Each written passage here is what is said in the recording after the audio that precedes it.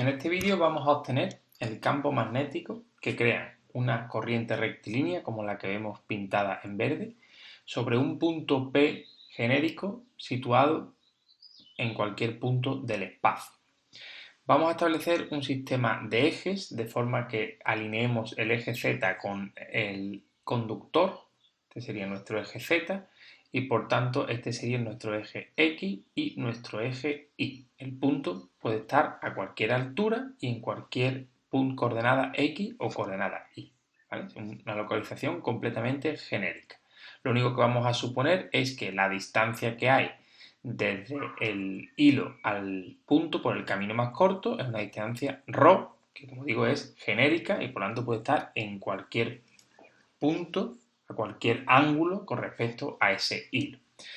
Vamos a suponer que sobre nuestro conductor circula una determinada corriente eléctrica I conocida, la suponemos en sentido vertical y vamos a hacer la hipótesis de que nuestro conductor es infinito, conductor infinitamente largo. Pero vamos a ver en qué se modificaría el problema cuando esta hipótesis no fuese correcta. Conductor infinitamente largo. Bueno, pues para calcular esta corriente, este campo magnético, vamos a resolverlo utilizando el principio de superposición. Este problema se puede resolver también con la ley de Ampère, lo veremos en otro vídeo, pero en este caso vamos a resolverlo con el principio de superposición. El principio de superposición nos va a permitir, como siempre, calcular, en este caso, un campo magnético como la suma de infinitos campos magnéticos infinitesimales. En concreto, vamos a calcular el campo magnético de cada uno de los elementos de corrientes en los que se puede dividir nuestra corriente macroscópica y una vez tengamos una expresión genérica para el campo de un elemento de corriente, la integraremos a lo largo de todo nuestro hilo para obtener el valor final. El campo de un elemento de corriente pues está determinado por la siguiente expresión. Es proporcional a la permeabilidad magnética, es proporcional a la intensidad que está circulando y tenemos que resolver el producto vectorial del vector diferencial de L por el vector R menos R' y dividir entre el módulo del vector R menos R' al cubo. Vamos a pararnos un segundo para analizar los vectores que necesitamos. El vector diferencial de L es un vector que es tangente al hilo, tangente al conductor, y con la dirección de la corriente. Es decir, este vector nos marca el movimiento que describen las cargas eléctricas que viajan por el interior del conductor. Para un punto genérico cualquiera, por ejemplo, consideramos un punto pues, situado a una altura aleatoria, pues el vector diferencial de L llevará la dirección, en este caso tangente, como el hilo va en el eje Z, será un vector en el eje Z positivo porque la corriente viaja hacia arriba. Este será nuestro vector diferencial de L para este elemento de corriente. Para otro elemento de corriente será un vector también vertical, pero que su origen estará situado en otro punto del eje Z. Por otra parte, el vector R menos R', visto como un todo, es el vector que va desde el elemento de corriente,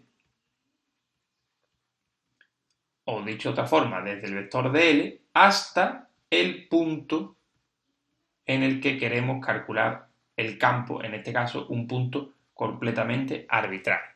Es decir, que el vector R menos R', aprovechando el mismo esquema que tenemos aquí, iría desde el punto, el elemento de corriente que estamos considerando, hasta el punto en el que queremos calcular el campo. Es un vector, por tanto, que dependerá tanto del elemento de corriente como del punto que estemos considerando. Tenemos Para resolver este problema tenemos que encontrar expresiones genéricas para cualquier punto y cualquier elemento de corriente para estos vectores y una vez tengamos la expresión genérica realizar ese producto vectorial y así tendríamos el campo que genera un elemento de corriente. Lo sustituiremos en la integral y entonces podremos resolver el campo completo. Vamos entonces poco a poco resolviendo este problema y vamos a empezar por encontrar los vectores. Lo que vamos a hacer es establecer, como hemos hecho en este dibujo, el origen de coordenadas justo enfrentado con el punto P. Esto no es ninguna restricción, porque si el punto estuviese más arriba o más abajo, lo único que hay que hacer es mover el origen acompañando al punto, de forma que siempre se puede considerar sin ninguna simplificación que el origen está enfrentado a nuestro punto P y de esta forma nos va a simplificar los análisis que vamos a hacer a continuación. Vamos a empezar por los vectores R y R'. El vector R, que nos va a permitir posteriormente calcular el R menos R', el vector R es un vector que va desde el origen de coordenadas hasta el punto en el que queremos calcular el campo. Es decir, es un vector que irá viajando en el plano XY y que irá desde el origen de coordenadas hasta el punto. Ese vector se puede descomponer en una componente horizontal y una determinada componente vertical, como vemos en este dibujo que está en perspectiva y tenemos que intentar entenderlo cómo se formaría ese vector. Ese vector, por tanto, tendrá una componente horizontal que está determinada por el ángulo que está aquí, por el coseno de este ángulo, y una vertical y que está determinada por el seno de ese ángulo. Como hemos dicho que el punto está situado en el plano XY, no tiene ninguna altura. Esto, como hemos dicho antes, no supone ninguna simplificación al problema. De esta forma tenemos que su componente horizontal será ρ por el coseno de un ángulo alfa variable, genérico, en función del punto, en la dirección Y, más ρ por el seno de alfa en la dirección J. Entonces, en base a la distancia del punto y al ángulo, tendríamos completamente localizado el punto P y, por tanto, su vector R. Por otra parte, el vector R' es un vector que va desde el origen de coordenadas hasta el elemento de corriente que estemos considerando. Será, por tanto, un vector que va desde el origen de coordenadas hasta el punto del elemento de corriente que estamos considerando. Es un vector que va en el eje Z y que su módulo depende de la altura a la que esté este elemento de corriente. Si esa altura la denominamos Z, si el elemento de corriente está más alto o más bajo, la Z irá variando. De una forma genérica, el vector R' será Z por K. Y como decimos, Z variará en función de la altura a la que esté el elemento de corriente. Una vez definido el vector R y el vector R', podemos calcular la diferencia entre ambos para encontrar el segundo de nuestros vectores. La diferencia entre ambos será, por tanto, ρ coseno de alfa y más ρ seno de alfa j menos z por k. Ese sería nuestro vector rosa que va desde el diferencial de L hasta el punto en el que queremos calcular el campo, que dependerá de la posición del punto a través de ρ y alfa y de la posición del elemento de corriente a través de z.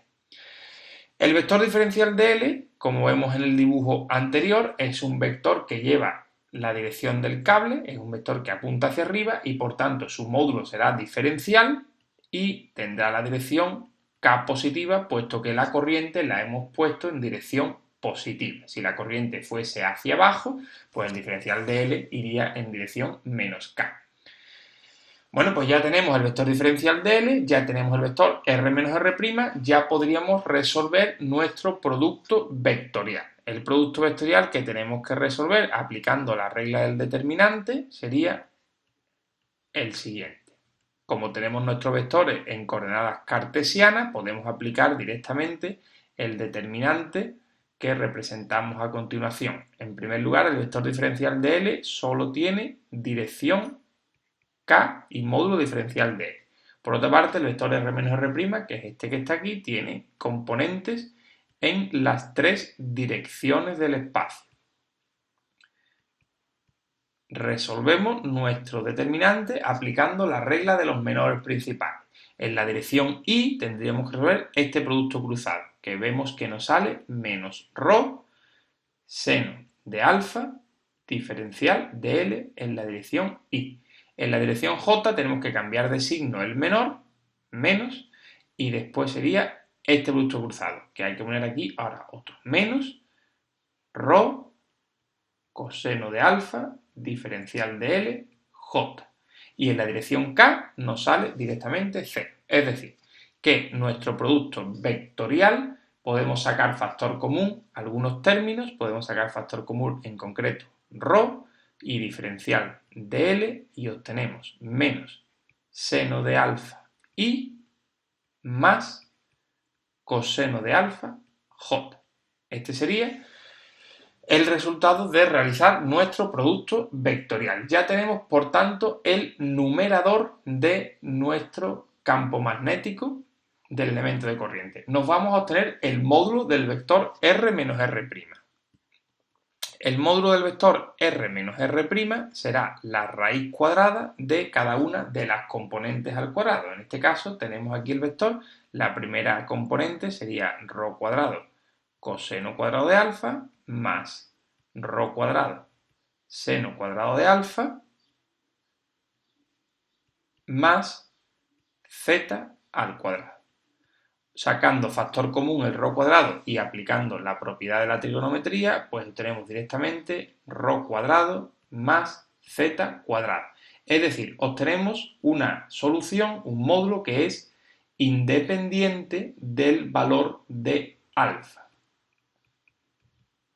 Lo cual era un poco previsible, puesto que independientemente del punto alfa del ángulo alfa en el que esté el punto, es decir, para cualquier punto situado a una distancia ρ, pero el ángulo variable, para cualquier punto situado, digamos, en esta circunferencia, la distancia que cae desde el elemento de corriente hasta el punto va a ser completamente igual por la simetría cónica que se observa en este problema. Y por tanto solo va a depender de la altura z y del radio de este círculo en el que se circunscribe el punto P genérico. ¿De acuerdo? Bueno, pues ya tenemos el módulo, ya tenemos el producto vectorial y sustituimos en el vector diferencial de B, que es el campo magnético de nuestro elemento de corriente. Será por tanto el campo magnético igual a mu sub 0 partido 4pi por la intensidad por, en el numerador tendríamos ρ diferencial de L por menos seno de alfa I más coseno de alfa J. Por otra parte, en el denominador tenemos que meter la potencia cúbica de este término de aquí, que aprovechando las propiedades de las potencias, pues lo escribimos de esta forma y ya tendríamos el campo de un elemento de corriente. Sustituimos en la integral para obtener el campo del conductor completo.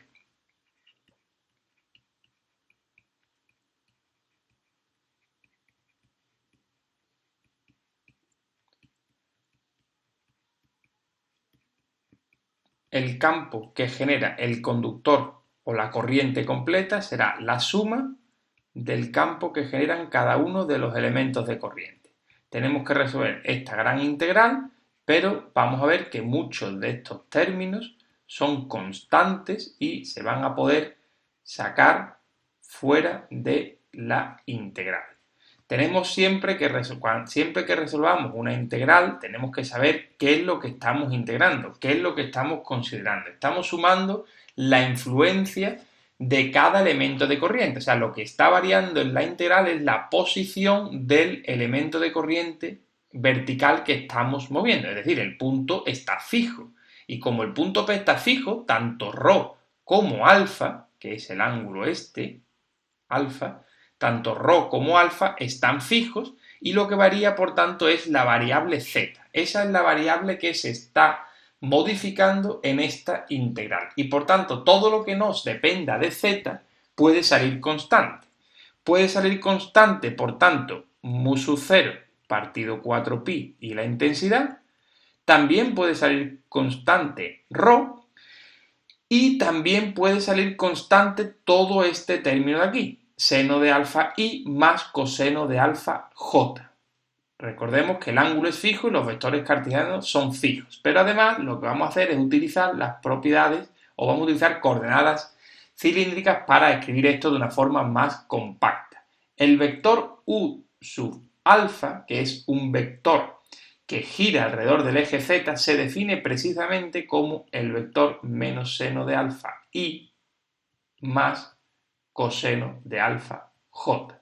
Recordemos que ese vector era el vector, si definimos nuestro eje z y definimos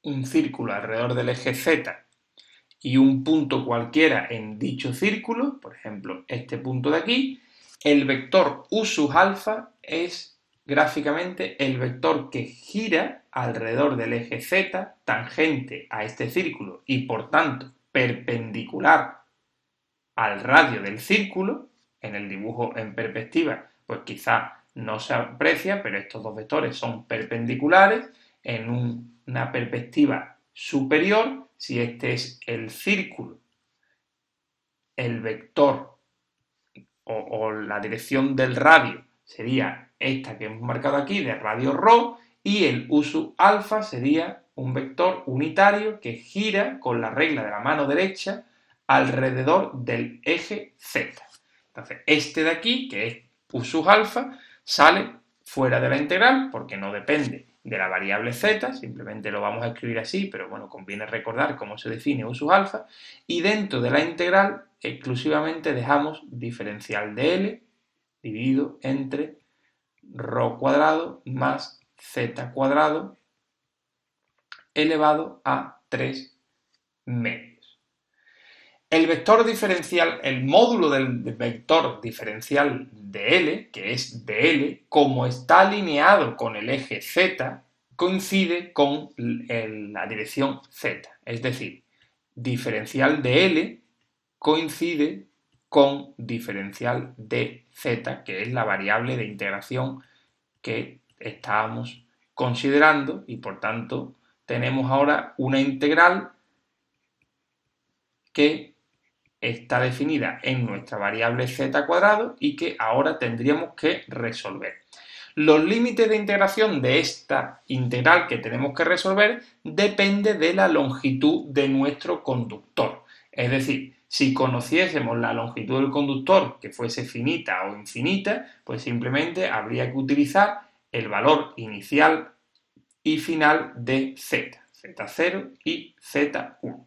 Lo que sucede es que esta integral no es una integral trivial y encontrar la solución para esta integral, para los valores genéricos de z0 y z1, pues requiere de integración numérica y que nosotros pues no vamos a utilizar. Sin embargo, si suponemos un conductor infinitamente largo, es decir, desde menos infinito hasta más infinito, esta integral sí tiene una solución y en concreto el valor de la integral, si se resuelve con cualquier software de resolución de integrales, se puede comprobar que esta integral toma el valor de 2 partido ρ al cuadrado. Como digo, para otros valores se resuelve la integral, pero recurriendo a algoritmos numéricos y nada más. Simplemente se obtendría una solución equivalente.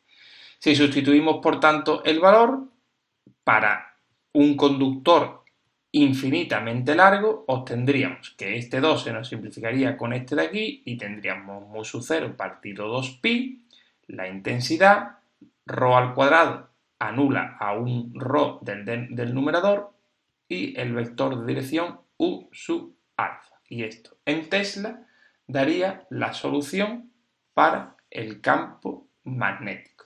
Se observa, por tanto, que el campo magnético lleva la dirección de U sub alfa, es decir, va girando con la regla de la mano derecha alrededor del conductor, aplicando la regla de la mano derecha, estableciendo el pulgar en la dirección de la corriente y por tanto los dedos marcan la dirección de giro de nuestro campo magnético. En una vista superior, el pulgar iría hacia afuera de la pizarra y los dedos van dando vueltas. Esa sería la dirección del campo, U sub alfa. Con respecto a su módulo, se ve que crece el módulo con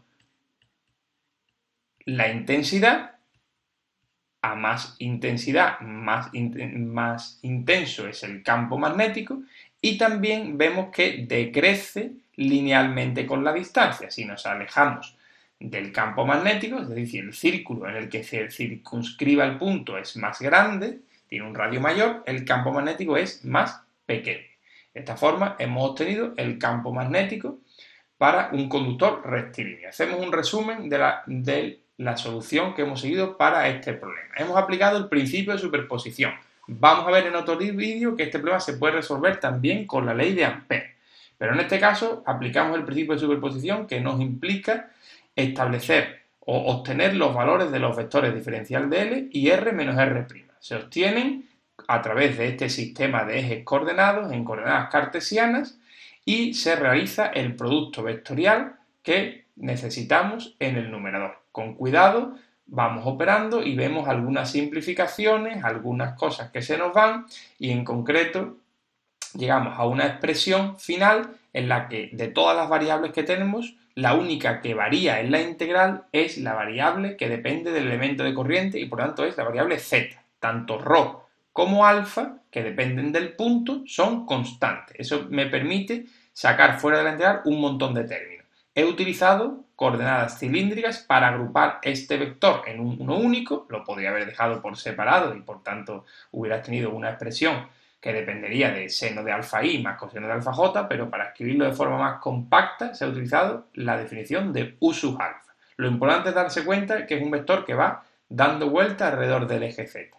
Obtenemos finalmente una integral que no tiene una primitiva definida y que por tanto hay que recurrir a métodos numéricos. Para caso concreto de menos infinito a infinito, esta integral toma el valor sencillo de 2 partido por r cuadrado. Para otro valor se resuelve y se obtiene sin ningún problema el valor que sea de la integral a partir de un software de integración. Se obtiene la solución final que vemos aquí, que nos da lugar a un campo que gira alrededor del eje y que decrece con la distancia al eje.